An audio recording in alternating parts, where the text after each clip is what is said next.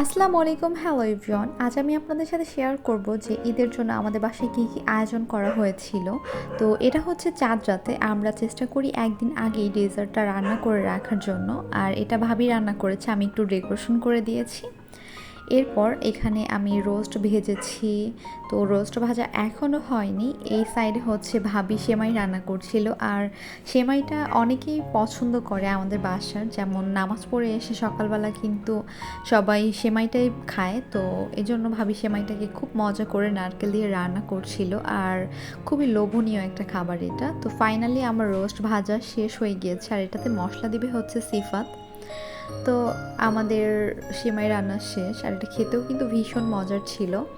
আর এটা হচ্ছে ঈদের দিন সকালে ভাবি সাদা করে ইলিশ রান্না করেছিল, আর খিচুড়ির সাথে এখানে গোশ রান্না করা হচ্ছে।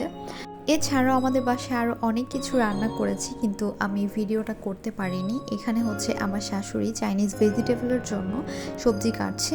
এরপর এখানে ভাবি চাইনিজ ভেজিটেবলটা খুব মজা করে রান্না করছে। আর আমাদের ডেজার্টগুলো আমরা ফ্রিজে রেখে দিয়েছি ঠান্ডা হওয়ার জন্য।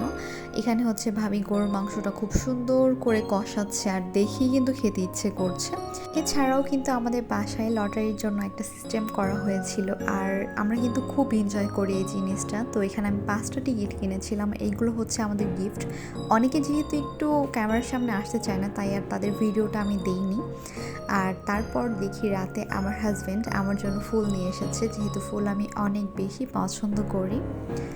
তারপর সব কাজ শেষ করে আমি এবং আমার বড় ভাবি আমরা খাবার খাচ্ছিলাম খুব তৃপ্তি করে। আর খাবার খাওয়ার সময় আমি সবসময় কার্টুন দেখি এবং খাবার খাই, যেটা আমার কাছে খুবই ভালো লাগে। আর এটা হচ্ছে আমার ফাইনাল সালামি। আপনাদের কে কত সালামি পেয়েছে অবশ্যই আমাকে জানাবেন। আল্লাহ হাফেজ।